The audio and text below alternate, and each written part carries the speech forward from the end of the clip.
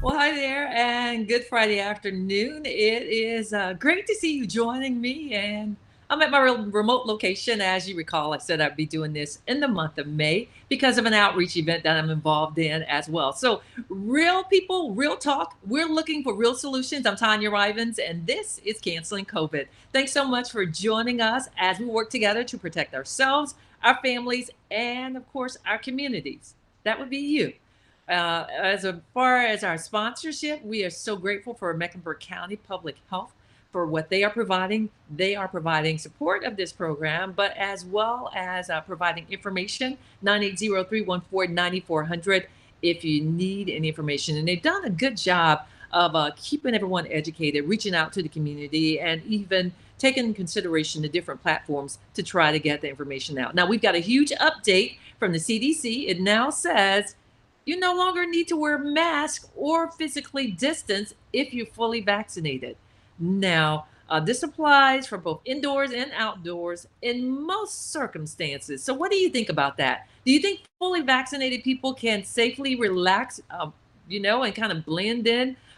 They're bending some of the COVID-19 safety rules now. So, jump in the chat and give your thoughts. I've heard a lot of conversation around this. Our question of the day again: do you think fully vaccinated people can safely blend in, or because they're now bending some of the COVID-19 safety rules? I think one of the biggest questions that's come up is, who do you know who's fully vaccinated or not? And I understand there are some bogus vaccination cards out there, vaccine cards that people are able to purchase online. Surely people understand the honor system, but can you always rely on that? So if you're out somewhere in a crowd, do you assume that everyone, or in the grocery store is a better example, do you just assume that the person without the mask is fully vaccinated? This is kind of a tough one. And we keep saying all along, there's no blueprint. So kind of navigating and writing it as we go along. And even with this info from the CDC, North Carolina Governor Roy Cooper, well, he says not so fast just yet. And he's keeping the state's indoor mask mandate in place. He does hope to lift it by June 1st. So we'll see what comes of that.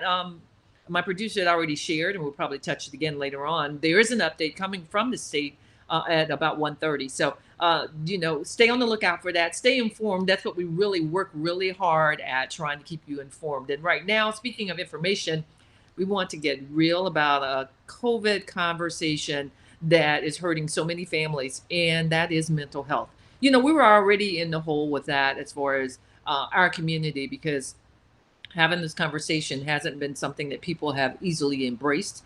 As a matter of fact, May is Mental Health Awareness Month, which is really encouraging. And I was out at an event, and a young man, he stood up and he says, I was fighting the spirit of depression for years.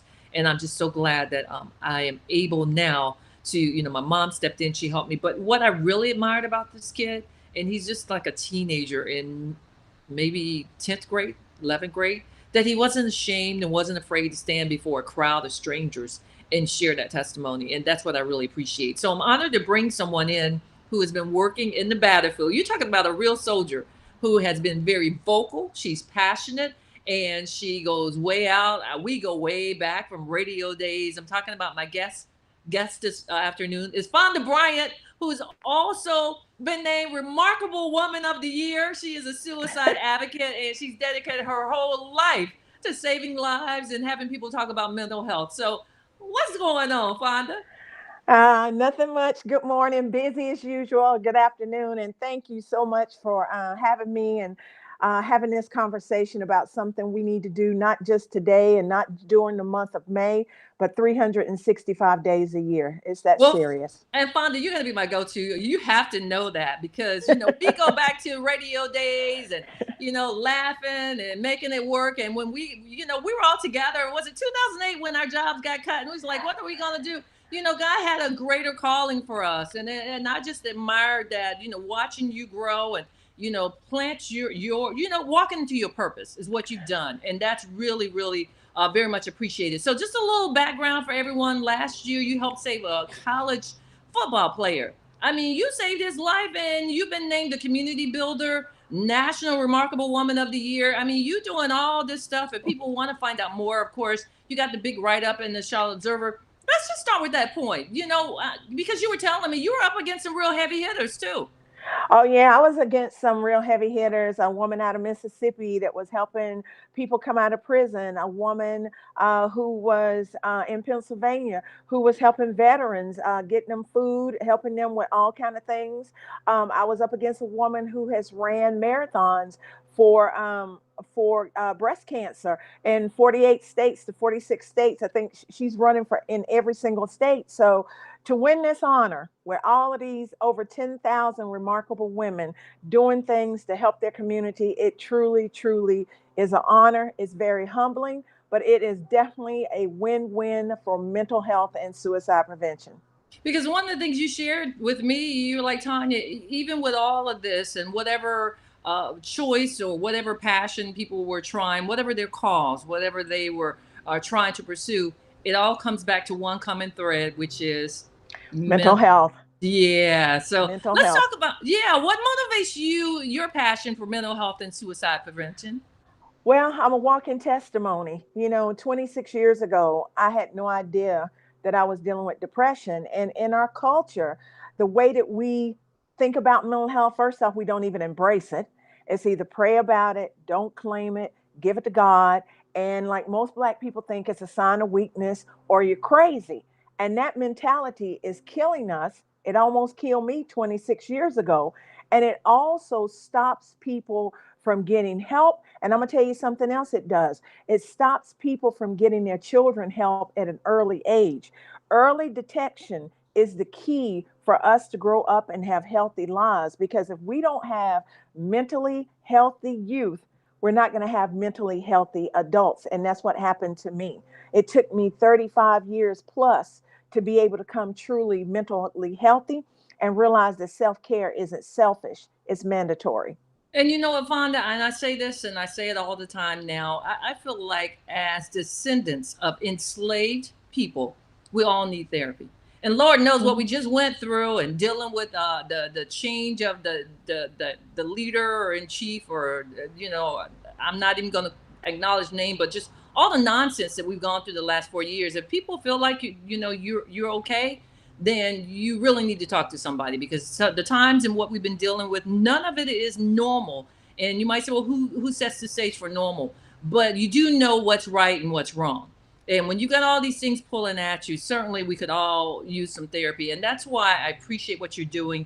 I hope and I hear that more funding is going towards mental health, but a whole lot doesn't talk about, going towards our children, which are coming out of this, and they've got having to deal with isolation and, the remote learning, and that's a whole nother story. I just hope that people will continue to focus on it. Now, you dealt with your own battle of depression, which led you to considering suicide, and you've been very transparent about that. Share a little about that.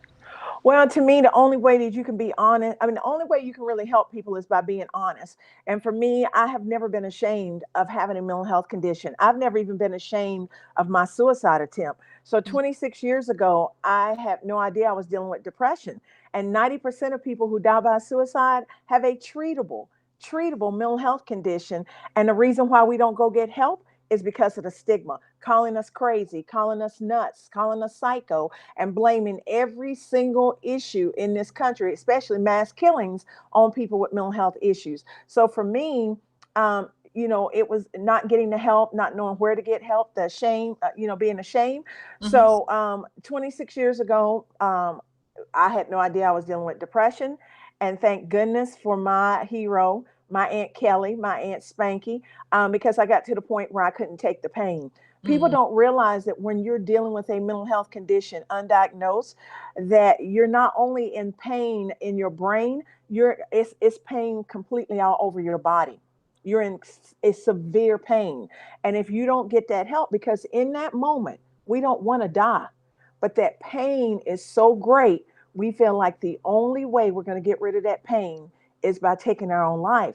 But if someone can come in and let us know that we can get the help, that we matter, that people care about us, because our brain is telling us the totally opposite. And that's what my brain was doing. It was telling me you're a loser. You already feel worthless. You feel hopeless. But if someone can come in and give you that hope and let you know, hey, we can get through this, you can get better, you And can so, come out. and You can. that's what your aunt did. Now, what year was this? Because we were together Like I think that job change was around 2008. Was it prior to that or after that?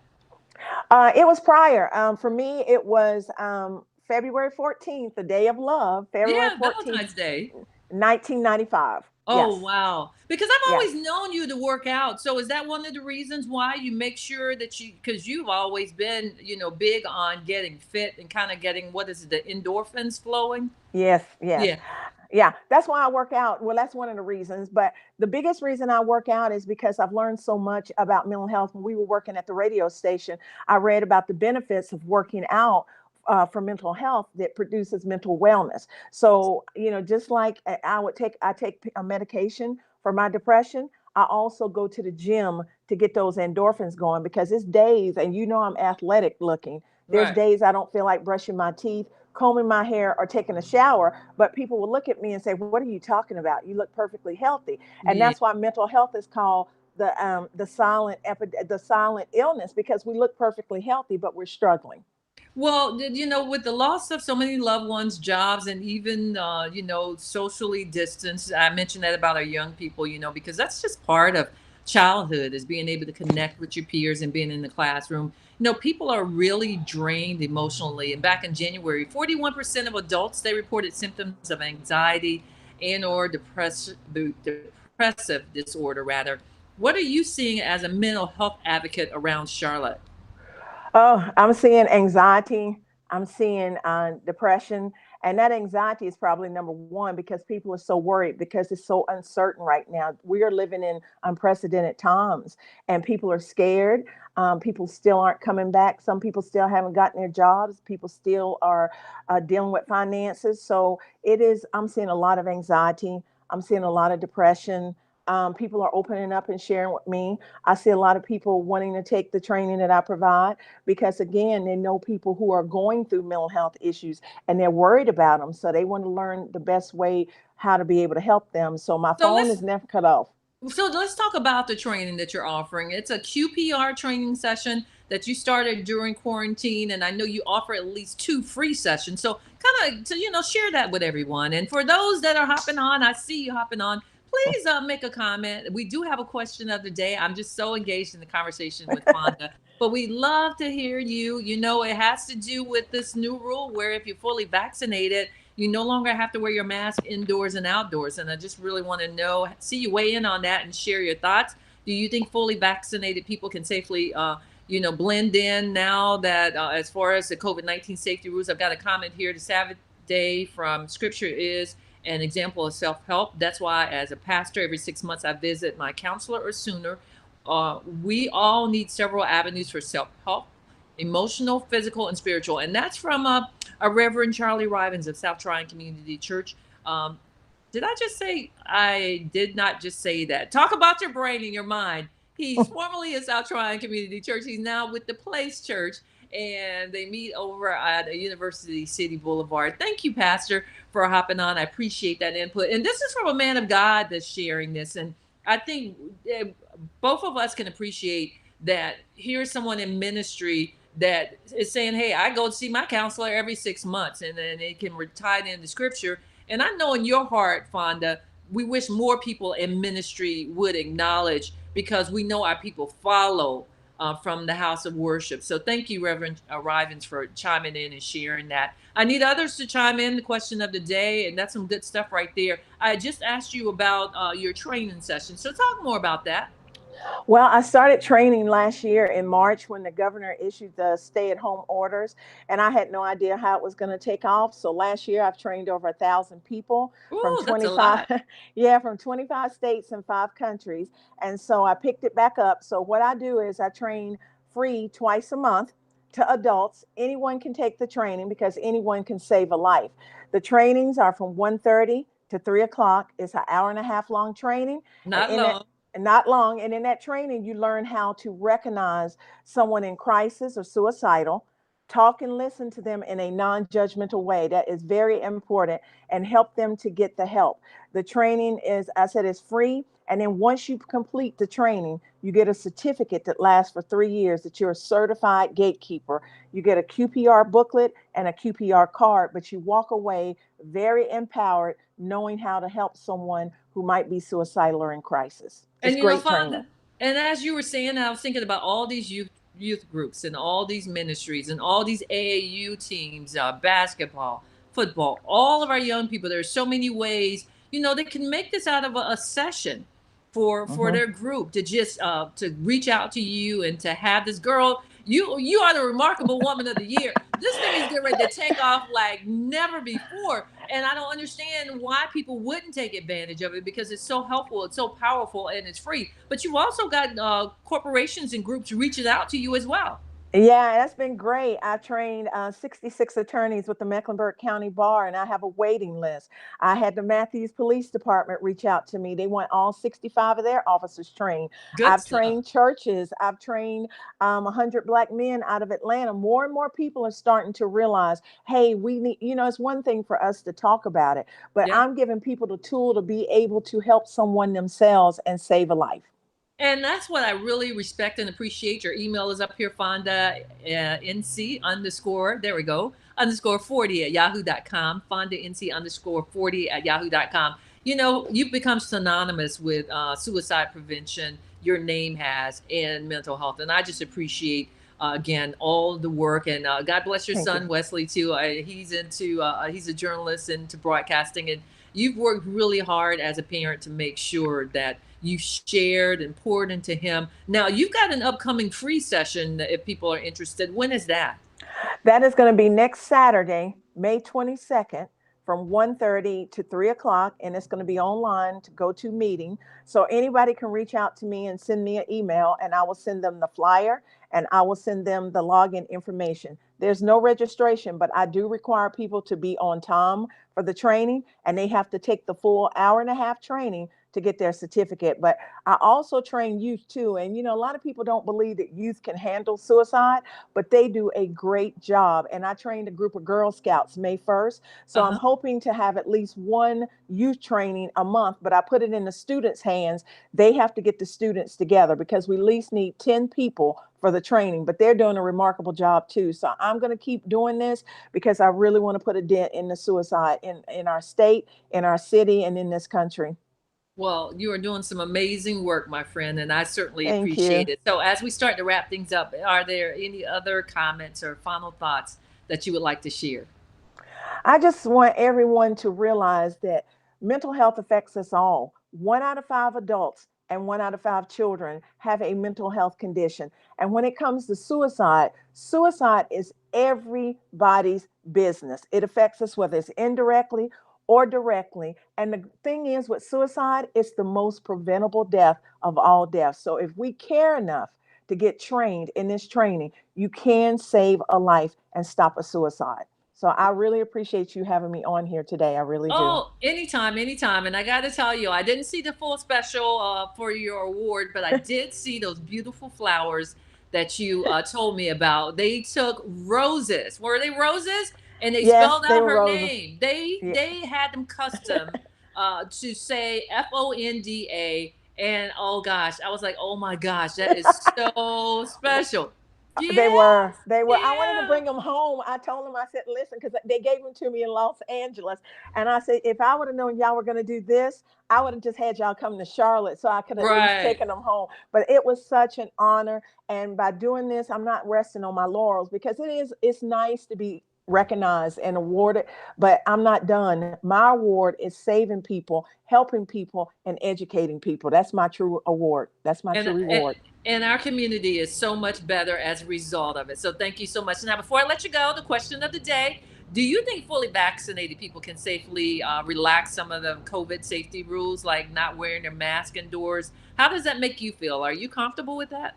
No, and I had the shot, and I'm not comfortable with it because when I go to the gym and work out, I know it's people in there that are not, they have not had the shot, and I Right. just don't trust it yet. So I don't mind. I guess we've kind of gotten a little used to wearing masks, so I'm going to wear my mask a little bit longer. I don't mind it. I don't. I Yeah, think everybody should.